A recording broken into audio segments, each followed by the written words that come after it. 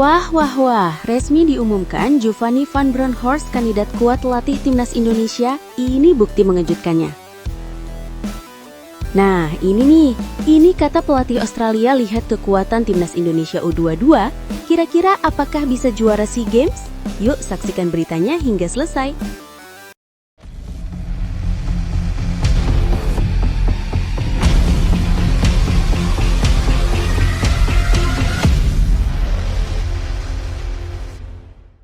Mohon subscribe channel Timnasku Indonesia agar tidak ketinggalan informasi Timnas Indonesia.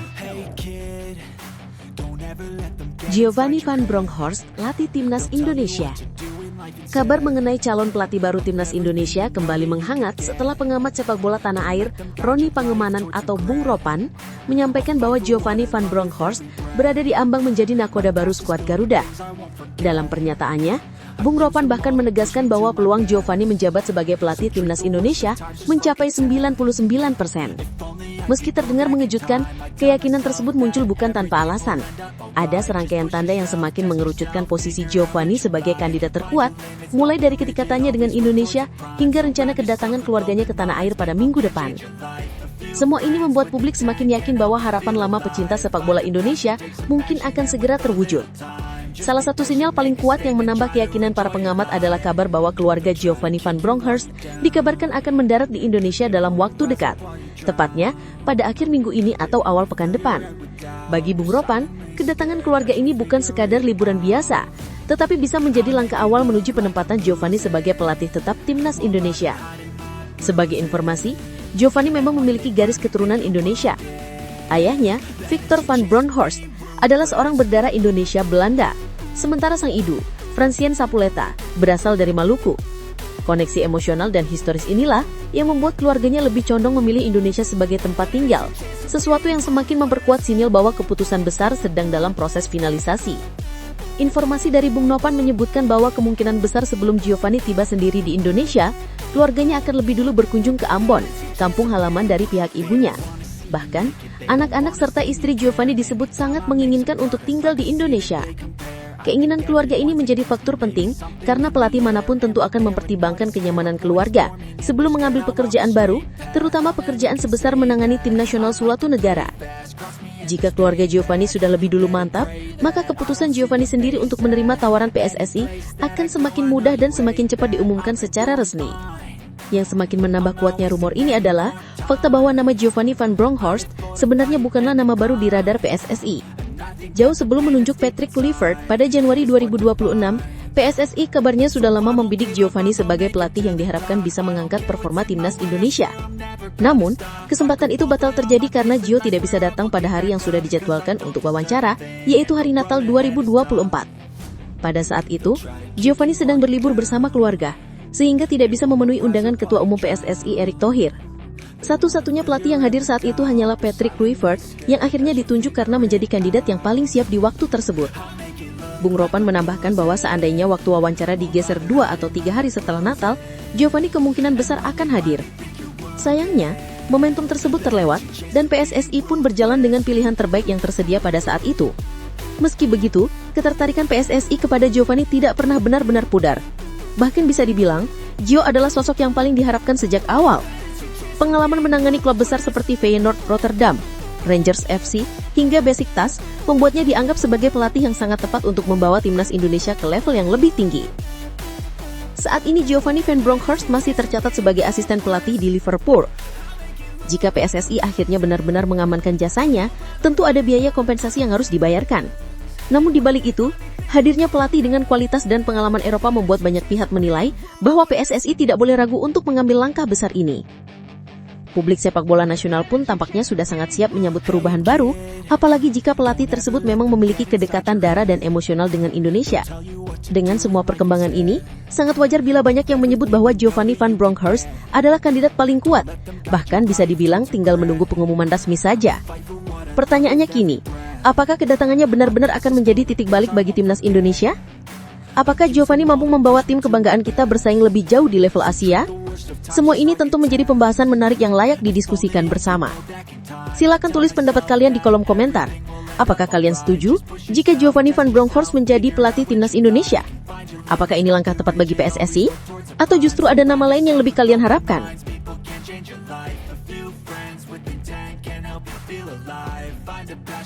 Prediksi Filipina lawan Timnas Indonesia nanti malam. Jelang pertandingan perdana SEA Games 2025, seluruh perhatian pecinta sepak bola tanah air tertuju pada duel antara Timnas Indonesia U22 melawan Filipina U22 yang digelar malam ini di 700th Anniversary Stadium Chiang Mai, Thailand. Laga ini bukan sekedar pertandingan pembuka, tetapi juga penentu arah perjalanan Garuda Muda di fase grup yang sangat singkat dan ketat. Dengan hanya 3 tim di grup C, Indonesia, Filipina, dan Myanmar, setiap pertandingan menjadi sangat krusial. Tidak ada ruang untuk kesalahan, dan kemenangan pada laga pertama akan menjadi modal yang sangat penting bagi ambisi Indonesia untuk melangkah jauh. Persaingan yang padat dan jadwal yang singkat memaksa Timnas Indonesia U22 untuk tampil sempurna sejak menit pertama. Pelatih Indra Safri menegaskan bahwa timnya tidak memiliki alasan untuk tampil di bawah performa. Mereka telah menjalani persiapan matang selama beberapa hari di Thailand, mulai dari latihan pemantapan strategi hingga adaptasi terhadap cuaca dan kondisi lapangan. Fasilitas latihan yang nyaman dan lingkungan yang tenang di Raja Manggala University of Technology Lana Stadium membuat para pemain bisa fokus sepenuhnya pada persiapan pertandingan. Indra Syafri bahkan menegaskan bahwa hampir seluruh pemain incarannya bisa dibawa ke Thailand, sehingga komposisi skuad berada dalam kondisi ideal. Dengan persiapan matang tersebut, Indra menegaskan bahwa tidak ada alasan bagi Garuda Muda untuk tidak tampil maksimal. Para pemain telah dilatih untuk menjaga konsentrasi penuh karena persaingan grup C hanya memberikan 2 pertandingan bagi setiap tim. Artinya, terpeleset sedikit saja bisa berarti gagal lolos ke fase berikutnya. Tekanan itu memang besar, tetapi justru dapat menjadi motivasi tambahan bagi para pemain muda untuk menunjukkan kemampuan terbaik mereka di panggung internasional. Di sisi lain, Filipina U22 datang ke pertandingan ini dengan modal yang tidak bisa dianggap remeh. Mereka berhasil menang dengan skor meyakinkan 2-0 atas Myanmar U22 dalam laga perdana grup C.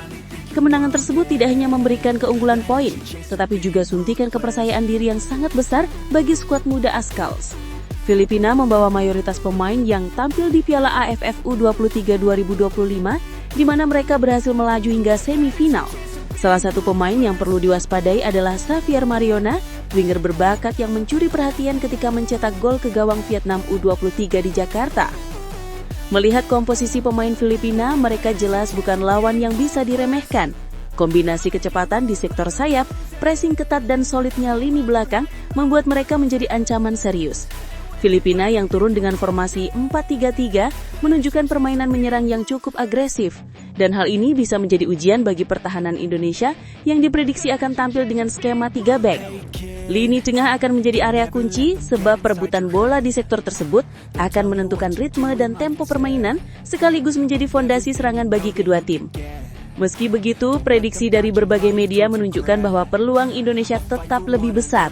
Dengan materi pemain seperti Dava di bawah Mistar, trio bek Kadek Kakang Marx, hingga lini depan berisi Arjuna, Mauro, dan Rafael Struwik, Timnas Indonesia U22 memiliki keseimbangan yang bagus dari segi kecepatan, kreativitas, dan efektivitas serangan. Prediksi dari bola.com sendiri menempatkan peluang Indonesia di angka 55% dibandingkan Filipina yang berada di 45%. Artinya Indonesia sedikit lebih diunggulkan, tetapi tetap harus berhati-hati. Yang pasti, laga malam ini menjadi ajang pembuktian bahwa Timnas Indonesia U22 benar-benar siap.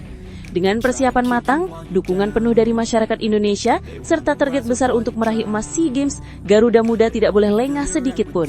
Tidak ada alasan untuk tampil setengah-setengah, semua harus dilakukan dengan total. Bagaimana menurut kalian? Apakah Timnas Indonesia U22 akan mampu meraih kemenangan pada laga perdana malam ini? Siapa pemain yang kalian prediksi akan bersinar? Silahkan tinggalkan pendapat kalian di kolom komentar.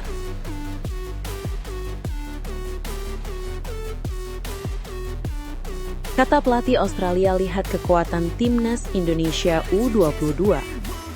Jelang duel panas Indonesia U22 versus Filipina U22 di ajang SEA Games 2025, satu komentar yang cukup menyentak datang dari pelatih Filipina asal Australia, Gareth McPherson. Tanpa ragu-ragu, McPherson menyatakan bahwa dirinya sama sekali tidak gentar melihat kekuatan timnas Indonesia U22 yang kini kembali di tangan pelatih berpengalaman, Indra Jafri. Padahal, Indonesia berstatus sebagai juara bertahan SEA Games 2023 dan bahkan menjadi salah satu favorit kuat peraih medali emas menurut sejumlah media asing. Namun ucapan tenang sang pelatih Australia itu membuat atmosfer jelang laga semakin panas dan penuh tensi. McPherson menilai grup C merupakan grup yang spesial karena diisi tim-tim yang menurutnya sangat kuat, termasuk Indonesia. Namun alih-alih melihat hal tersebut sebagai ancaman, ia justru menjadikannya sumber motivasi bagi skuad Filipina. Mereka datang dengan status non-unggulan, tidak memiliki tekanan besar sebagaimana yang dipikul Garuda Muda. Menurutnya justru situasi itu yang membuat pemain-pemain Filipina lebih bebas, lebih berani mengambil resiko, dan lebih bersemangat untuk menciptakan kejutan.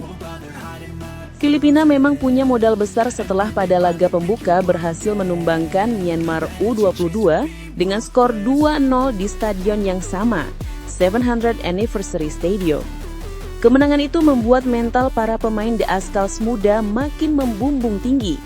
Dan setelah pertandingan itu, McPherson langsung mengarahkan pandangannya kepada Indonesia sebagai target berikutnya. Ia menegaskan bahwa timnya siap menghadapi siapapun, termasuk Indonesia yang dikenal memiliki kekuatan kolektif lebih solid dan kualitas individu lebih matang. Dalam pernyataannya, pelatih asal Australia tersebut bahkan menegaskan bahwa Filipina datang ke SEA Games ke-33 dengan semangat yang sangat besar. Menurutnya, mereka tidak hanya siap bersaing, tetapi juga siap membuat kejutan dengan mengalahkan tim-tim besar seperti Myanmar dan Indonesia. Ucapan itu yang dikutip dari The Tao 247 jelas menjadi sinyal bahwa ini bukan laga biasa. Filipina tidak datang untuk sekedar menghabiskan pertandingan. Mereka datang sebagai tim yang sangat percaya diri dan ingin merebut tiket semifinal sebagai juara grup. Di sisi lain, Indonesia memasuki pertandingan ini dengan status besar sebagai juara bertahan, namun juga diiringi sejumlah pertanyaan. Skuad Garuda Muda mengalami sedikit kepincangan setelah Marcelino Ferdinand dipastikan absen akibat cedera. Meski begitu, pelatih Indra Jafri justru menunjukkan pendekatan berbeda dibandingkan lawannya. Ia tidak mematok target emas secara langsung. Baginya target awal yang realistis adalah masuk final dan membawa pulang minimal medali perak, meski membuka peluang lebih jika performa tim meningkat seiring jalannya turnamen. Namun meski tidak menargetkan emas sejak awal, Indra menyatakan bahwa para pemainnya dalam kondisi siap tempur. Mereka telah menjalani persiapan yang sangat baik, mulai dari adaptasi cuaca, latihan fisik, hingga taktik. Lingkungan latihan yang tenang di Chiang Mai juga menjadi keuntungan tersendiri. Indra menyebut bahwa tidak ada alasan bagi Indonesia untuk tidak tampil maksimal karena seluruh kebutuhan tim sudah dipenuhi dengan baik.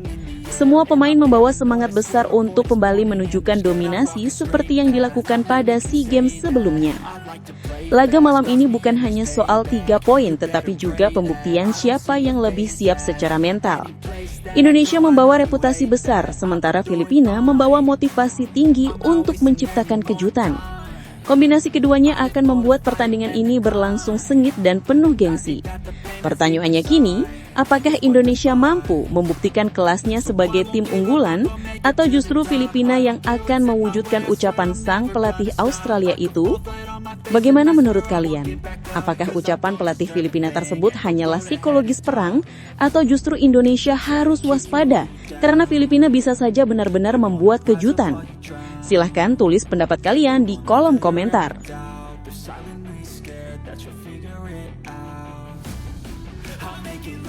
Belum bermain, Timnas Indonesia satu-satunya tim di pot 1 yang dirugikan di SEA Games.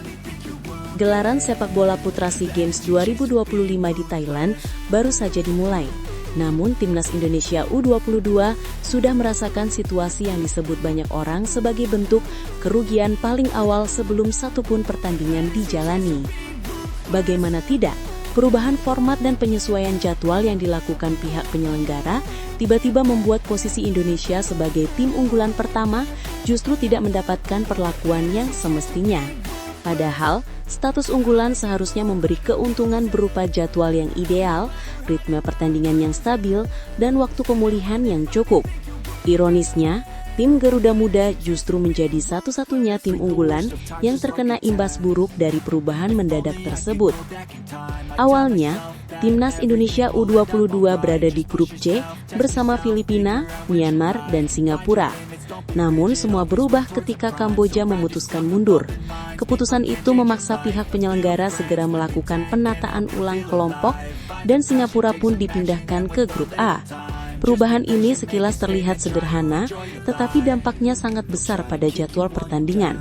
Indonesia yang semula memiliki 3 laga di fase grup, kini hanya memainkan 2 pertandingan saja, yaitu melawan Filipina dan Myanmar. Meskipun terdengar menguntungkan karena beban pertandingan berkurang, kenyataannya tidak sesederhana itu. Berdasarkan jadwal resmi terbaru, Indonesia akan memulai perjalanan mereka di grup C pada Senin 8 Desember 2025 melawan Filipina. 4 hari kemudian, Garuda Muda langsung memainkan laga kedua sekaligus terakhir fase grup menghadapi Myanmar. Artinya, total jeda waktu yang dimiliki Indonesia hanyalah 4 hari.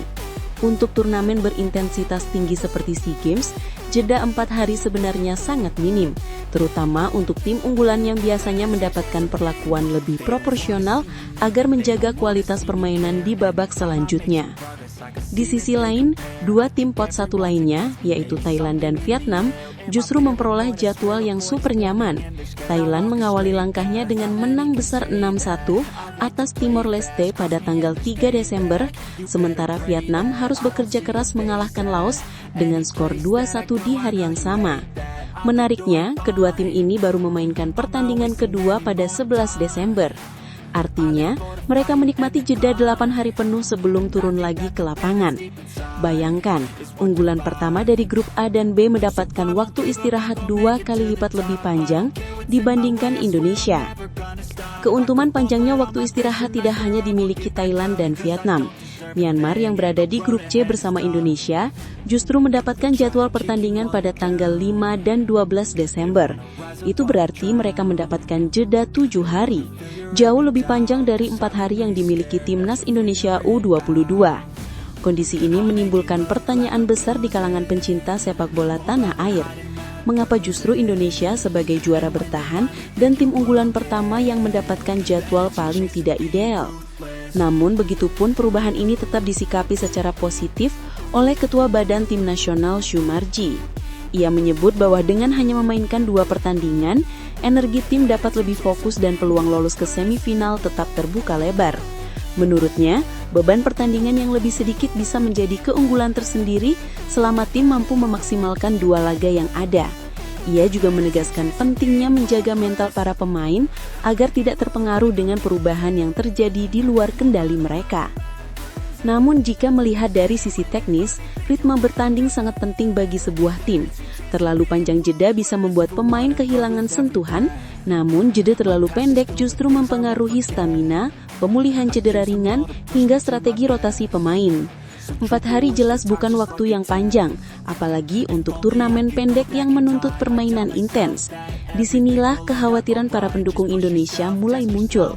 Mereka khawatir kondisi fisik pemain bisa tergerus sebelum masuk ke fase semifinal yang jauh lebih berat. Meskipun demikian, sebagai juara bertahan, Indonesia tetap difavoritkan untuk menjadi juara grup C. Format kompetisi juga memberi ruang bagi satu runner-up terbaik untuk melangkah ke semifinal. Sehingga secara matematif, peluang Garuda Muda masih sangat besar. Yang jelas, tim harus tampil konsisten di 2 pertandingan awal dan tidak boleh lengah sedikit pun. Publik berharap kondisi ini dijadikan motivasi tambahan oleh para pemain untuk membuktikan bahwa kualitas Indonesia tidak terpengaruh oleh situasi apapun, termasuk jadwal yang tidak ideal. Pada akhirnya, sebelum peluit pertama dibunyikan, Timnas Indonesia U22 sudah diuji mental dan kesiapannya menghadapi dinamika turnamen. Kerugian jadwal memang nyata, namun bagaimana Garuda Muda merespon kondisi ini akan menjadi penentu sesungguhnya. Bila pemain mampu menjaga fokus, tetap tenang dan memanfaatkan dua laga fase grup dengan efisien, Indonesia punya peluang besar untuk kembali menapak podium tertinggi. Untuk itu, dukungan penuh dari para pendukung tanah air menjadi elemen penting agar Timnas U22 tetap bersemangat mengejar prestasi di SEA Games 2025.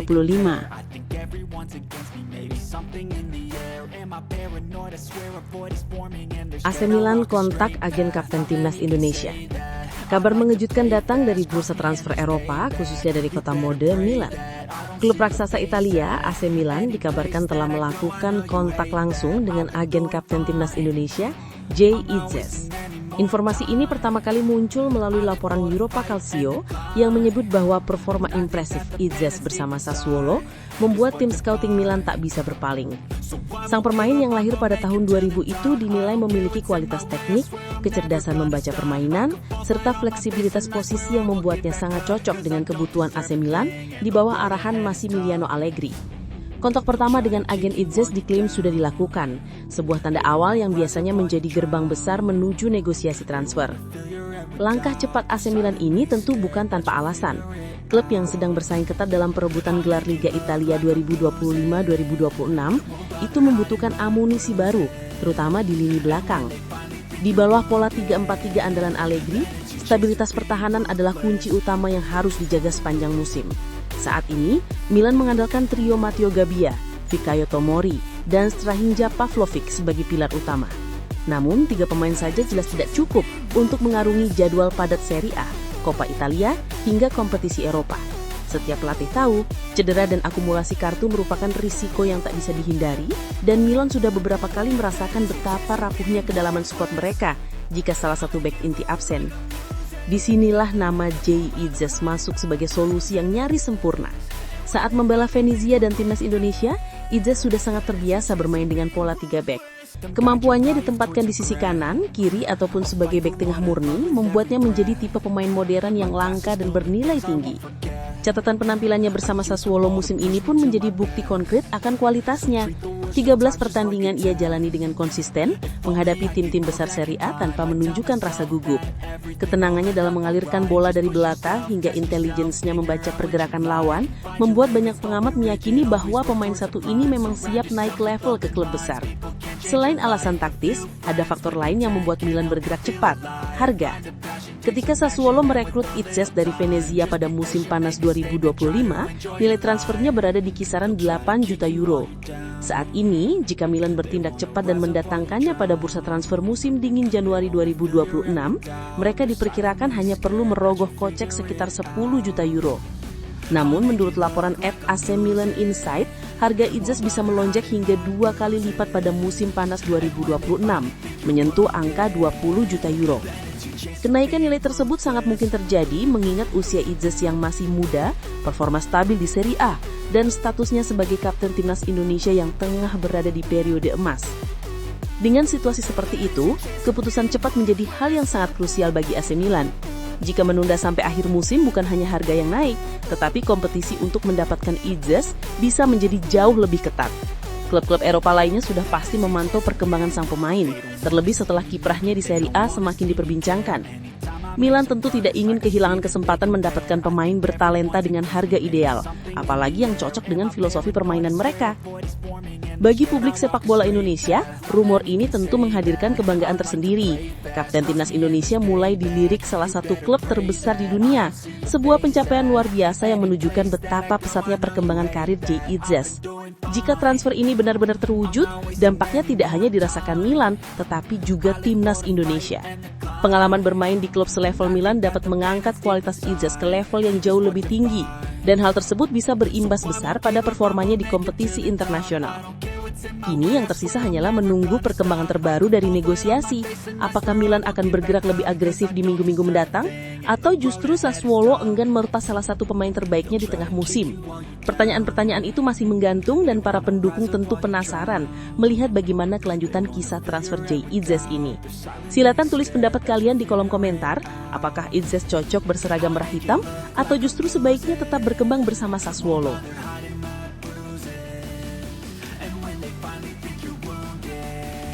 PSSI diminta jangan terlalu sibuk lagi cari pemain naturalisasi untuk timnas Indonesia. Isu naturalisasi kembali menjadi pembahasan hangat di dunia sepak bola Indonesia setelah penasihat Semen Padang Andre Rosiade memberikan pernyataan terbuka kepada media. Ia meminta agar PSSI ke depan tidak terlalu sibuk mencari pemain keturunan untuk dinaturalisasi. Menurutnya, meski naturalisasi bukan hal yang salah, namun fokus yang berlebihan terhadap hal tersebut justru bisa membuat PSSI melupakan tugas utamanya, yaitu membangun fondasi sepak bola Indonesia melalui pembinaan usia muda. Kritik ini bukanlah penolakan mutlak terhadap naturalisasi, melainkan ajakan untuk kembali menempatkan program pembinaan sebagai prioritas utama.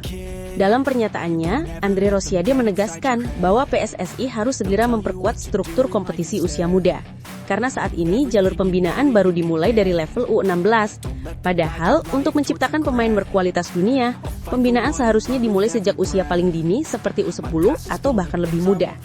Banyak negara maju di dunia sepak bola memiliki akademi dan kompetisi yang teratur sejak pemain masih sekolah dasar. Mereka tidak hanya mengembangkan kemampuan teknis, tetapi juga karakter, mentalitas, dan pemahaman taktik sejak umur belia. Menurut Andre, Indonesia masih jauh dari sistem tersebut, sehingga pembinaan usia muda perlu menjadi fondasi utama dalam membangun timnas yang kuat di masa depan. Andre Rosiade juga mengingatkan bahwa PSSI sudah melakukan naturalisasi terhadap sekitar 16 pemain keturunan demi mengejar mimpi lolos Piala Dunia 2026. Namun faktanya, hasil itu tidak berhasil. Indonesia gagal melangkah jauh sampai di putaran keempat kualifikasi Piala Dunia zona Asia. Kegagalan tersebut seolah menjadi sinyal bahwa naturalisasi tidak bisa menjadi solusi jangka panjang apabila tidak dibarengi dengan pembinaan pemain lokal yang kuat. Naturalisasi mungkin membantu dalam jangka pendek, tetapi tanpa fondasi pembinaan yang konsisten, performa timnas tidak akan stabil dari generasi ke generasi. Meski begitu, Andre menegaskan dirinya tidak menolak naturalisasi. Ia hanya meminta proporsi yang lebih seimbang. Naturalisasi boleh dilakukan, namun jangan sampai menjadi mayoritas dalam skuad timnas. Baginya anak-anak bangsa harus tetap mendapatkan ruang paling besar untuk berkembang dan membela negara. Ia berharap kehadiran Arya Sinulinga yang kini dipercaya sebagai exco pembinaan usia muda PSSI dapat membawa angin segar dalam perbaikan fondasi pembinaan. Sebab bagaimanapun, masa depan sepak bola nasional tidak bisa dibangun secara instan, melainkan melalui proses panjang dan terstruktur. Menurut Andre, masalah terbesar sepak bola Indonesia bukan hanya soal kualitas pelatih atau kompetisi, tetapi tentang bagaimana mempersiapkan pemain sejak kecil. Ia menilai bahwa selama ini sistem pembinaan berjenjang belum berjalan optimal. Kompetisi usia muda juga belum terstruktur dengan baik di seluruh daerah, sehingga banyak bibit berbakat yang tidak terpantau. Padahal Indonesia adalah negara besar dengan populasi yang melimpah. Jika pembinaan dilakukan dengan benar, potensi untuk menghasilkan pemain berkualitas dunia sangat terbuka lebar. PSSI sendiri kini memiliki target baru, yakni membawa timnas Indonesia lolos ke Piala Dunia 2030 atau 2034. Target besar ini tentu membutuhkan rencana matang dan strategi yang jelas. Salah satu langkah yang kini sedang diambil PSSI adalah mencari pelatih yang tepat untuk membangun proyek jangka panjang tersebut. Namun, Andre tetap mengingatkan, sehebat apapun pelatih yang datang, tanpa fondasi pembinaan usia dini yang kuat, hasilnya tidak akan maksimal. Produksi pemain lokal yang berkualitas harus menjadi prioritas sebelum berbicara tentang target sebesar Piala Dunia. Dalam pernyataan penutupnya, Andre Rosiade menyampaikan bahwa kritiknya bukanlah bentuk serangan, melainkan dorongan positif agar sepak bola Indonesia lebih mandiri dan berkelanjutan. Ia percaya bahwa harapan untuk melihat lebih banyak pemain lokal bersinar di timnas adalah keinginan mayoritas masyarakat Indonesia. Melihat perkembangan talenta asli negeri sendiri tentu memberi kebanggaan yang berbeda. Kini semua kembali kepada PSSI. Apakah mereka akan memperbaiki sistem pembinaan usia muda secara serius atau tetap bergantung kepada naturalisasi sebagai jalan pintas? Bagaimana menurut kalian? Apakah Indonesia memang harus perlahan mengurangi ketergantungan naturalisasi dan fokus pada talenta lokal? Tulis pendapat kalian di kolom komentar.